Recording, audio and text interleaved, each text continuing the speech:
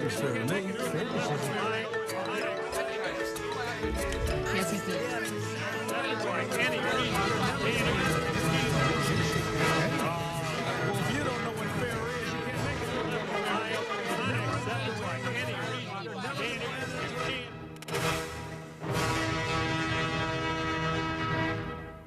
Donnybrook is made possible by the support of the Betsy and Thomas Patterson Foundation and the members of 9PBS. Well, thank you so much for joining us for another edition of Donnybrook. Good to have you with us. Let's meet the panelists and jump into this week's topics. Wendy Wiese, the co-host of the Jennifer and Wendy Show on the Big 550 KTRS. Bill McClellan, St. Louis Post-Dispatch and STLtoday.com columnist. Ray Hartmann from Substack, where he writes Ray Hartmann's St. Louis Insider, available for your reading pleasure. And editor and columnist from the St. Louis American, Alvin Reid. Well, last week, Bill, by the way, welcome back. Good to see you. Yes, you had a good day. Who he was. It's been 6 months. Who are you? We thought he was trespassing. Well, my little key didn't work. That's a message. That's how they find out. No, great to have you back, and I'll just give you a little context for this first topic. This is St. Louis. All right, okay. What I told you go to. Last week, we talked about the mayor. KSDK and the Business Journal found texts that she had written that were unflattering regarding state lawmaker Stephen Roberts. Well, after our broadcast last week, more texts were revealed. And I must say, some of them, they were all from the mayor in conversation with her father, Vervis Jones, the former comptroller, and political operative Richard Callow. But in this case, they were unflattering texts about some colleagues, including Sharon Tyus and Pam Boyd and Kara Spencer, Annie Schweitzer, the Ethical Society of Police, Jane Duker, the lobbyists. In some cases, they were profane. In other cases, they were belittling others. And it was kind of a window into what this woman is communicating with her father and her political advisor. You've picked up on this. What do you think about it? Oh, I am happy that all this stuff comes out. You know, and at first I thought, geez, I don't know whether the text between a woman and her dad ought to be public. But then I thought, well, why not? You know, I mean, I had always thought that Vervis was sort of off the reservation on this stuff, but to find out that he's actually a real player and an advisor to the mayor, and so I think it's all good that this came out. And in one case, he tweeted something at her suggestion. Yeah. So any idea that, you know, well, you really can't blame the mayor for what her dad's doing. It's all part and parcel, and I thought it's good that the public gets a look at this. Well, and that was sort of the theme of Joe Holloman's column on Tuesday when he pointed out that that he thought that we were burying the lead with all the pearl clutching about the curse words and that kind of thing, but that the lead is actually that the city's first black female mayor was actually, at least it looks like, she is still listening to and relying on two older men who have been here and been in the street.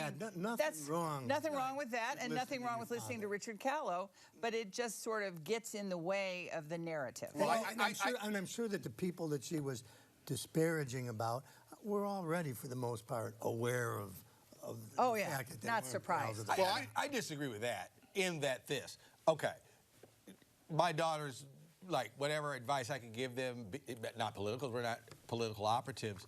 However, that would never stop.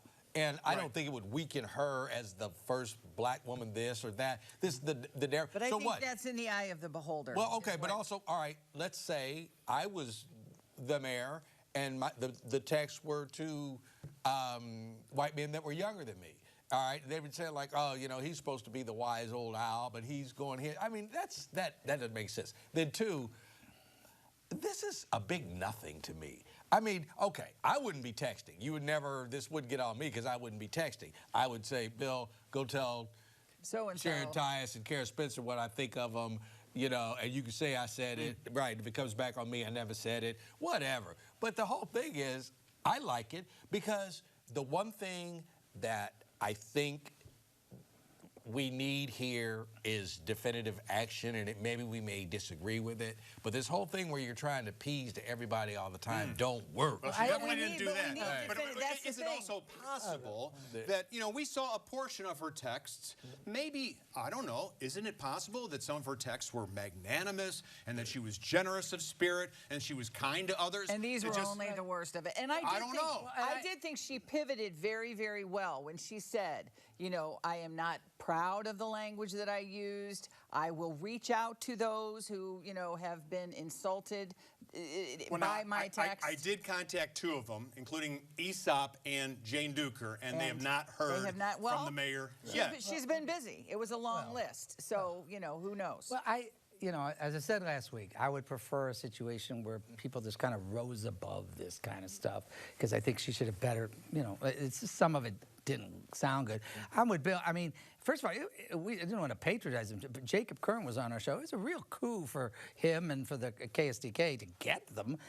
Part of me wonders if they, you know, how far we go with personal text. But if one of the things is you can't feel sorry for somebody in this age, whatever kind of electronic message, to be surprised that it lives on, you know, it is what it is, and you have to assume there's that possibility. But I do want to say this. I think that well, go ahead. Well, I was going to say, why didn't she learn from the Greitens affair, literally, when they were going after his text? And it was discovered that he used an app called Confide. Right. And Confide automatically erases text. Yeah. And, you know, local attorney Mark Pedroli sued, and guess what? Greitens won in the lower court and in the appeals court. Right now, a politician in the state of Missouri can use this app, Confide, which automatically erases text. But she doesn't consider herself to be on that level. Charlie, if you came to me and told me all that, my reaction would be, but in all reality, I don't care. Right. Because I'll tell everybody out there the day I got elected that I will cuss you out on Tuesday and we will go to lunch on Wednesday. And work it out. I don't think she's going to lunch, though. It doesn't matter. But Charlie, it doesn't matter. Okay, but how about this? How about this where she says that she doesn't believe that gun laws, using Chicago as an example, deter violence? That's a huge step away from her official record. When you think of all of her statements about Jefferson City and what is going on in Jefferson City and denouncing the lawmakers there, but her base doesn't care, Charlie. Well, who cares about the base? I'm talking about the truth. Deterring violence is one thing, but if there's less guns, like if there was no guns in St. Louis tonight, very few people would get killed. That was a little out of context, I think, that's why nobody's killed at the airport. Charlie, I just wish that's it was all about first city of all, business. That one is out of context. No, it's not out of context. Yes, it is, because let's put it this way. When we exact quote, excuse me, if you're but if the context is, for example, talking about a horrendous murder rate in the same part of St. Louis that it's been horrendous for decades, yes, I think all of us would agree, including those of us that favor tougher gun laws, that gun laws alone are not going to fix that problem. It's a whole gang-related, all kinds of things related. No one said that that's the only. Well, no, but I'm just saying, so you can easily cherry-pick some part of her comments. Oh, no. But I would say this. Well, then explain this. Okay. Why are members of the Board of Aldermen, probably in alignment with the mayor, I don't know, but the progressive wing, are against this simple bill, Alvin, which would say, if you're carrying a firearm, openly carrying it, you have to have a concealed carry ID. Kara Spencer, alderman, is pushing that, and now the aldermen are saying, well, we'll approve that if police officers have to give out business cards, and the business cards say their name, phone number, and also how to appeal to the Civilian Review Board if you don't like the way you've been stopped. It's almost like they're trying to put a wrench in this common sense gun legislation in the city of St. Louis, doesn't it? Well, no. I mean, if that's what it took for me to vote for this, then just do it. Because police officers used to hand out Miranda cards. You know, they would read you your rights and all that, but they would give you a Miranda card so they could say, like, here, just so you know what I did. You were Mirandized. Yeah, you were Mirandized. I have no problem with that. I think police officers should carry cards and give them out, you know, not when I'm saying they're in a shootout, like, hey, time out, you know, like, here's my card. But, you know, like, if there's any kind of thing that involves a family or people are arrested or people call because you know, somebody's crazy in the house, domestics and all that kind of stuff, a card should be left to say that you got any kind of problem, call me. Absolutely. I think I remember when detectives used to do that. I mean, I remember Ron Clyer and Jordan Lewis they called themselves the T's and Blues Brothers, and they gave out business cards, and they would tell these kids that they stopped, you know, hey, if you ever want to talk. But you know, this is slightly different. Yes, it is. But Charlie, even now, patrolmen have their names. They have to have their names out here so people can see who they're dealing with. And so it's not a huge step to say, okay, here's a card. It's not like they're anonymous now. I still have Detective Tom Wyver's card somewhere, and that was from Bomb and yeah, Arson. that was absolutely just part and parcel. You were innocent, right? In that. You were innocent. I think this is incredibly cynical. It assumes that the police officers have to give out a card when they stop someone who's carrying a firearm. Imagine how difficult that is, to go up to someone with a firearm and say, okay, do you have it legally? I mean, this is a person who probably has a loaded firearm. You got to go up to him, and then you have to remember, okay, and if you don't like the way I stopped you, here's how you can appeal this to the Civilian Review Board. That's fine. That's the quickest way to tell the police officers, go to St. Charles and get another job. Come on. Listen, first of all, if that's the worst amount of political, as these guys have pointed out, their names, they're not, unless we're talking about undercover cops, which it doesn't apply to, certainly they are public servants, and their names are public, and the public has a right to know who they're dealing with, regardless of whether there's somebody with a gun or without a gun. And any good police officer isn't going to be bothered by that. It just helps get guns off the street. Right. I think most officers say that's a great idea. And it's actually an interesting, Charlie, it's actually a compromise. How about the aldermen? You know, we've had a bad record with the aldermen recently. 4 of them have been indicted. 3 have already gone to jail. How about anytime an alderman greets a businessman, they have to give a card. If you think that you're being bribed, call this number. That's the circuit attorney's number. That's kind of a leap, but I wouldn't have a problem. Aldermen love to pass out their Yeah. Okay, and by the way, along with the ways that you can call the U.S. Attorney, Hal Goldsmith, if you think anything is untoward going on. I would do that. I think that. And Charlie, it's the one time that the alderman actually worked out. We were very cynical, have been for a long time, about the work of the Board of Aldermen. This is a compromise. It's thoughtful. It wasn't just up or down. What do you think about this? And certainly the basic argument of utilizing Kara Spencer's argument that we should utilize the loophole, whatever you want to call it, in state law is right on. It's funny how and Kara Spencer's thing should have been voted yes. I mean, exactly. I thought so. But it's fine. If this is what it takes, fine. Okay. That's the way it works. Let me ask you, Ray, about a couple of people who've thrown their hat in the ring for office. Crystal Quaid. Lawmaker, Jeff City. Is she out of Springfield? Springfield. She is. And she is going to run for U.S. Senate, correct? No, governor. Governor, excuse me. I'm sorry. Carla May, state lawmaker, has thrown her hat in the ring because she wants to run in the Democratic primary against Lucas Kunce and Wesley Bell for U.S. Senate, for the seat that Josh Hawley has right now. Your take on both of those developments this past week? Well, the first part of the take is what an infinity awaits us between now and the next election. I looked this up. Today, eight years ago today, and I don't mean to give a speech here. 8 years ago today, Peter Kinder threw his hat into the ring to run for governor. This is 8 years today, so the exact distance from now and election. At that time, the field for governor on the Republican side was 2 people, Catherine Hanway and Peter Kinder. And it was months later that Greitens and Tom Schweik had died, like 6 months earlier. It was months later that Greitens and Bruner jumped into the race. So that's how far off these things are. Having said that, I think there's a different thing. First of all, I'm a big fan of Carla May. I've had her on our show a lot. I think she's as good as it gets as a state senator.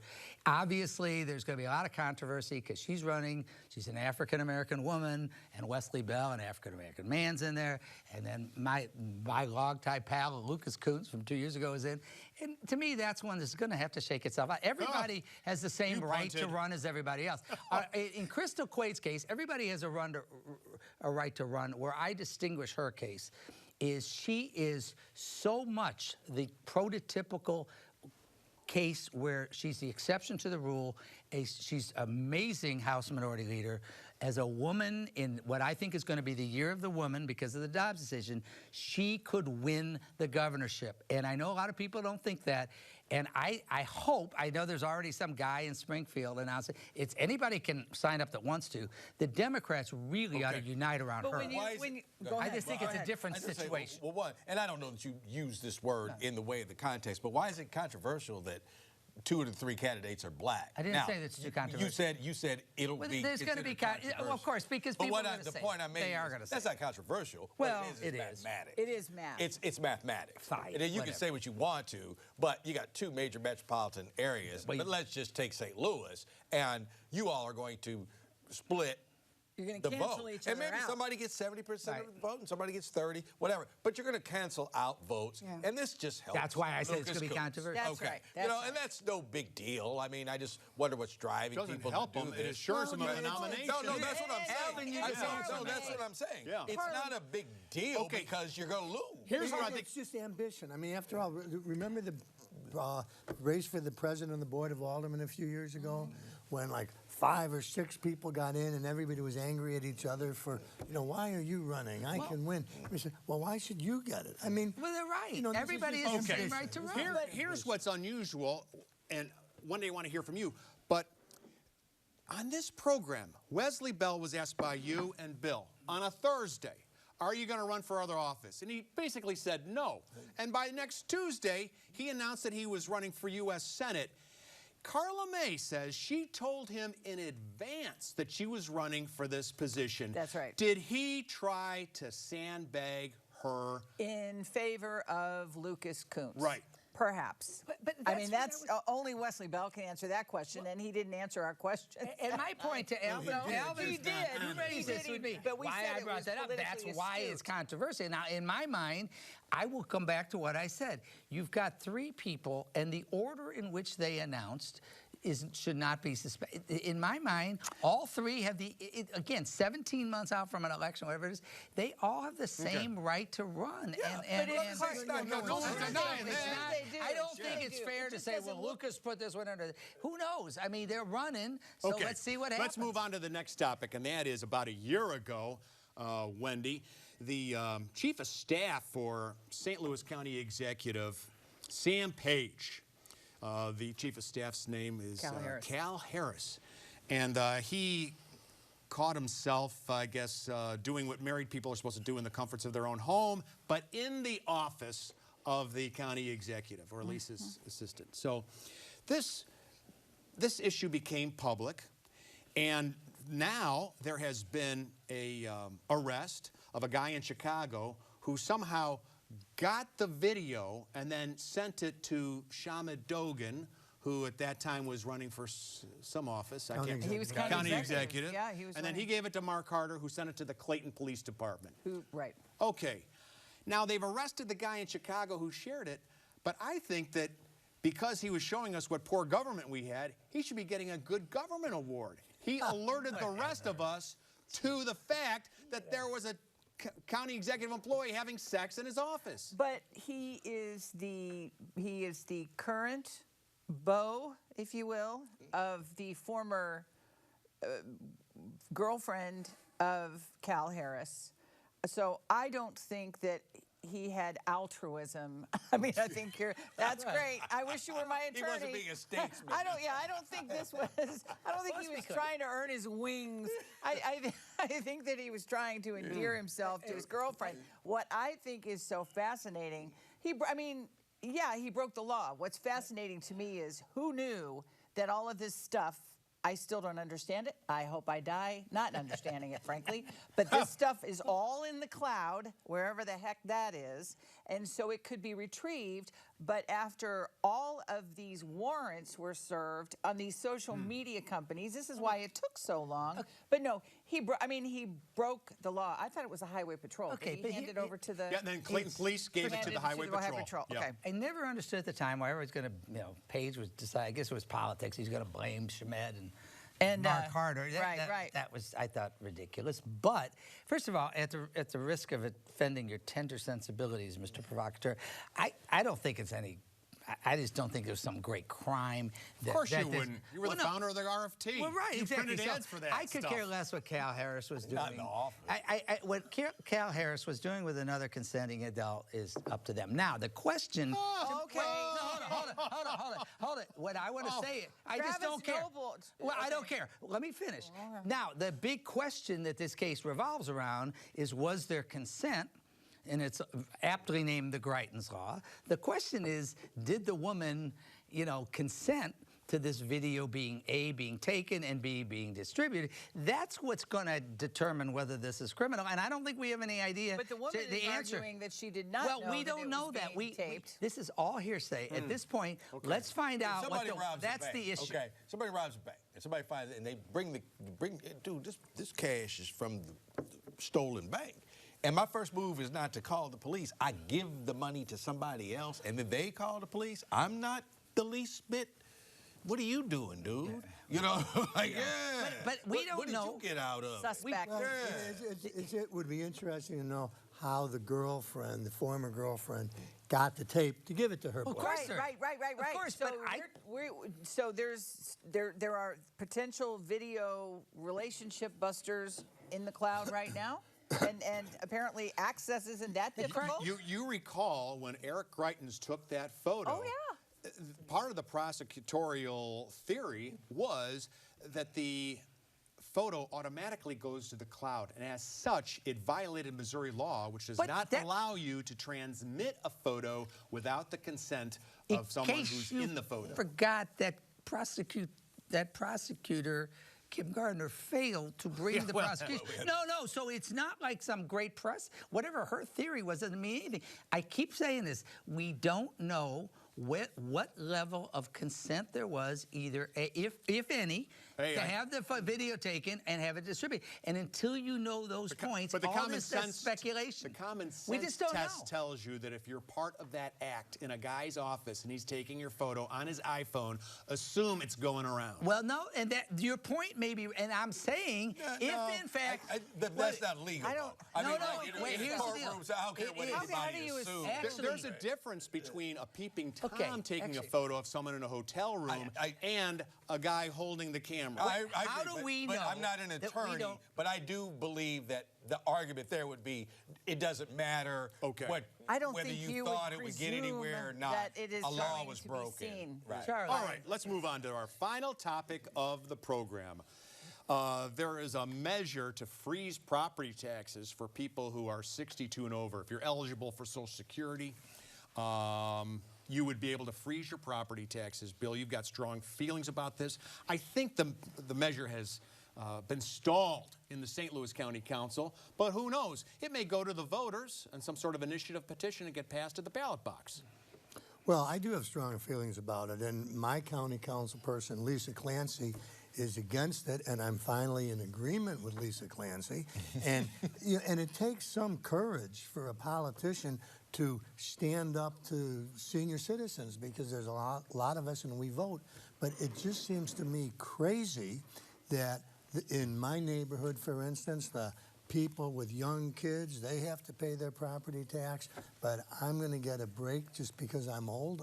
I'm happy to get Social Security. I'm thrilled that I get Medicare, but I can still pay my property tax. And I think if you're a senior and you can't, you either get a reverse mortgage or you downsize.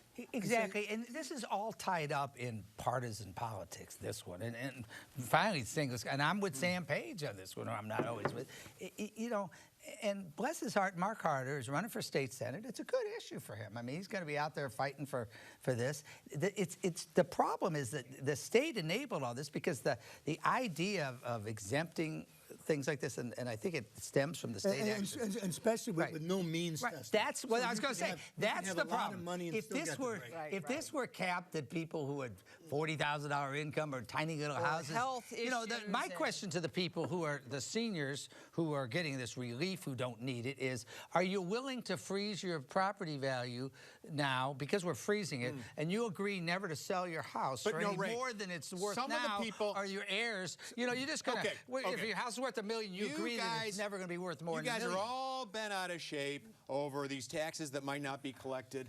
But I drove in today and I saw another expired tag from November 26, 2021, Ray. And you know what? Why don't we crack down on people who aren't paying their taxes there? Or why don't we get upset with the county when the county doesn't get its fair share of the Cronky settlement? It didn't divide it by a third. Have you heard of false choice? Or when the county's Cronky money wasn't even in an interest-bearing account. What does this have to do with unfair? Money. Well, but it's still, this is unjustified. So you should not charge seniors personal property tax because there's other ways to get the money. These are the seniors on fixed income. Real quick, I'll tell you a story. Remember when I can't Aberdeen Heights opened and they weren't getting taxed because they were a senior, and they said like it's about the seniors and we would have blah blah. And as I guess Zimmerman, I think he was the. Jacob Zimmerman. Yeah, right. I believe he Jacob was Zimmerman. in. He said like, well, that's all good and dandy, but people are paying like $600,000 to live there. And so they changed the abatement, because it's basically the same way with bills. Look, if you're poor, that's one thing. That is one thing. But what do you think Centene got an abatement? Edward Jones got an abatement. Everybody gets an abatement except the seniors. Well, then how can you be surprised we're out that of time. everybody's getting away with everything? We are out of time. We're not Okay, save it for next week. revenue. Here's what we want to do. Ask you to write a letter and complain like we do. Care of 9PBS, 3655 Olive Street, 63108. Don't forget those emails, donnybrook@9pbs.org, and those tweets. Use hashtag DonnyBrookSTL. Call the 9 line at 314-512-9094, and listen to us on your favorite podcast source, Apple, Spotify, Google Play, and TuneIn. I think that's it for this week's program. Thank you so much for joining us. We'll see you next week at this time. Donnybrook is made possible by the support of the Betsy and Thomas Patterson Foundation and the members of 9PBS.